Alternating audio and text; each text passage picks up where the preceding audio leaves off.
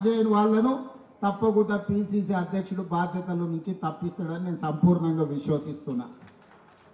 అందుకే ఈరోజు ఇక్కడ ఉన్న వాళ్ళు గ్రామ కమిటీలు, మండల కమిటీలు, జిల్లా కమిటీల నిర్మాణంలో, పార్టీని బలోపేతం చేయడంలో, సంక్షేమ పథకాలను ప్రజల దగ్గరికి తీసుకెళ్లడంలో, సంక్షేమ పథకాలు అందని ప్రజలకు ఆ పథకాలను అందుబాటులోకి తీసుకొచ్చి వాళ్ళ తరఫున ప్రభుత్వంతో సమన్వయం చేయడంలో మీరందరూ బాధ్యత తీసుకోవాల్సిన అవసరం ఉన్నది. ఇవాళ రాబోయే స్థానిక సంస్థలలో నాయకుల ఎన్నికలు అయిపోయినాయి, ఎమ్మెల్యేలు, ఎమ్మెల్సీలు. ఇప్పుడు కార్యకర్తల ఎన్నికలు రాబోతున్నాయి. కార్యకర్తల ఎన్నికల్లో ఎవరైతే కష్టపడతారో, కార్యకర్తలను కష్టపడి ఎవరైతే గెలిపించుకుంటారో వాళ్ళు తిరిగి నాయకులుగా రాష్ట్ర స్థాయికి ఎదుగుతారు. అందుకే ఈరోజు పార్టీ నిర్మాణంలో భాగస్వాములు కావాలి. స్థానిక సంస్థల ఎన్నికల్లో పార్టీ కార్యకర్తలను గెలిపించుకోవాలి. అప్పుడే పార్టీ బలోపేతం అవుతుంది. పార్టీ బలోపేతమైతే రెండవసారి కాంగ్రెస్ పార్టీ తిరిగి అధికారంలోకి వస్తుంది. రెండవసారి అధికారంలోకి రావడం మీ చేతుల్లోనే ఉంది. ఇవాళ ఈ వేదిక మీద నుంచి నేను ఒక్క మాట చెప్పదలుచుకున్న మిత్రులందరికీ, 94 నుంచి 2004 వరకు 2 సార్లు తెలుగుదేశం పార్టీ ఆనాడు అధికారంలో ఉన్నది. 2004 నుంచి 2014 వరకు ఆనాడు కాంగ్రెస్ పార్టీ 2 సార్లు అధికారంలో ఉన్నది. 2014 నుంచి 2023 వరకు టీఆర్ఎస్ 2 సార్లు అధికారంలో ఉన్నది. 2023 నుంచి 2033 వరకు 10 సంవత్సరాలు కాంగ్రెస్ పార్టీ తప్పకుండా అధికారంలో ఉంటుంది. ఈరోజు ఎవరెవరైతే పార్టీ కోసం పనిచేస్తారో ఈ 10 సంవత్సరాలలో మిమ్మల్ని కాపాడుకున్న బాధ్యత పార్టీ తీసుకుంటుంది. మీనాక్షి నటరాజన్ గారు తీసుకుంటారు. ఈరోజు పార్టీకి ఆ తర్వాత తరం మీరు తెచ్చుకోవాలి. నేను 10 ఏళ్ళ అధికారాన్ని నడిపించే వరకు నేను బాధ్యత తీసుకుంటా. ఆ తర్వాత అధికారంలోకి తీసుకొచ్చి నడిపించాల్సిన బాధ్యత మీరందరూ తీసుకోవాలి. ఈరోజు మిత్రులారా, పార్టీ నిర్మాణంలో కీలక భాగస్వామ్యం తీసుకోండి. పార్టీని నిర్మించడంలో ముందు ఉండండి. ఇవాళ కాంగ్రెస్ పార్టీ జాతీయ స్థాయిలో సంక్షేమ పథకాలు కావచ్చు, ఆడబిడ్డలకు ఉచిత ప్రయాణం కావచ్చు, లేకపోతే ఆడబిడ్డలకు రుణమాఫీ 0% వడ్డీ కావచ్చు.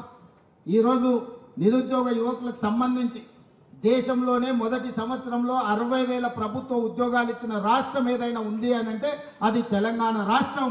మన కాంగ్రెస్ పార్టీ అధికారంలోకి వచ్చిన తర్వాతనే సాధ్యమైంది. 10 సంవత్సరాలు వాళ్ళు ఉద్యోగాలు ఇవ్వలే.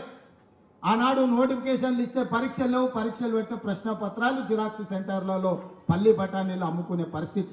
పబ్లిక్ సర్వీస్ కమిషన్ అంటే అదొక దళారుల అడ్డగా మార్చింది. కానీ మనం వచ్చిన తర్వాత వీటన్నిటిని ప్రక్షాళన చేసి 60,000 ప్రభుత్వ ఉద్యోగాలు ఇవ్వడం జరిగింది. అదేవిధంగా విద్యకు సంబంధించి టీచర్ల బదిలీలు 10 ఏళ్ళు చేయలే, 16 సంవత్సరాలు ప్రమోషన్లు ఇవ్వలే. మనం అధికారంలోకి వచ్చిన ఎంబడే 35,000 మంది టీచర్లను బదిలీ చేసినాం, 22,000 మంది టీచర్లకు ప్రమోషన్లు ఇచ్చినాం, 11,000 మంది టీచర్లను నూతన నియామకాలు చేపట్టి విద్య మీద ఫోకస్ పెట్టి పేదవాడికి విద్యను అందించాలి, ఈ దేశ భవిష్యత్తు తరగతి గదుల్లో ఉంది అని చెప్పి ఈరోజు కాంగ్రెస్ పార్టీ నిర్ణయం తీసుకున్నది. సంక్షేమానికి సంబంధించి కూడా కాస్మెటిక్ ఛార్జెస్ మనం వచ్చిన తర్వాత 200% పెంచిన విద్యార్థులకు, డైట్ ఛార్జెస్ 40% పెంచినాం. రైతు రుణమాఫీ గురించి, రైతు భరోసా గురించి భట్టి గారు చెప్పిండ్రు. ఒక్క మాటలో చెప్పాలంటే 18 నెలల్లో రైతులకు 1,04,000 కోట్ల రూపాయలు ఖర్చు పెట్టిన ప్రభుత్వం దేశంలోనే కాంగ్రెస్ పార్టీ, తెలంగాణ ప్రభుత్వం. ఇట్లా విద్యకు సంబంధించి ఇంటిగ్రేటెడ్ రెసిడెన్షియల్ స్కూల్స్ కావచ్చు, ఇంటిగ్రేటెడ్ స్కిల్స్ యూనివర్సిటీ కావచ్చు, ఇంటిగ్రేటెడ్ స్పోర్ట్స్ యూనివర్సిటీ కావచ్చు, ఇట్లా ప్రతి విషయంలో ఈరోజు కాంగ్రెస్ పార్టీ ఆదర్శంగా నిలబడి ముందుకు వెళ్తుంది. కులగణనకు సంబంధించి 100 సంవత్సరాల కళ ఎవరు కూడా ధైర్యం చేయలేదు. ఈనాడు socio economic education, employment, caste and political సర్వేను దేశంలోనే గొప్పగా నిర్వహించి లెక్కలు తేల్చి ఈరోజు మోడీ ప్రభుత్వానికి సవాలు విసిరినాం. ఇవాళ రాహుల్ గాంధీ గారు పార్లమెంట్లో తెలంగాణ మోడల్లో కులగణన చెయ్యాలని పోరాటం మొదలుపెట్టి మనం జంతర్ మంతర్లో ధర్నా చేస్తే కేంద్ర ప్రభుత్వం మెడలు వంచి ఈరోజు కేంద్ర ప్రభుత్వం ఇవాళ జనగణనలో కులగణన చేస్తామని చెప్పి కేంద్ర ప్రభుత్వం ముందుకు రావాల్సిన పరిస్థితి ఈరోజు మనం కల్పించినాం. అదేవిధంగా మాదిగ ఉపకులాల వర్గీకరణ మీకు తెలుసు.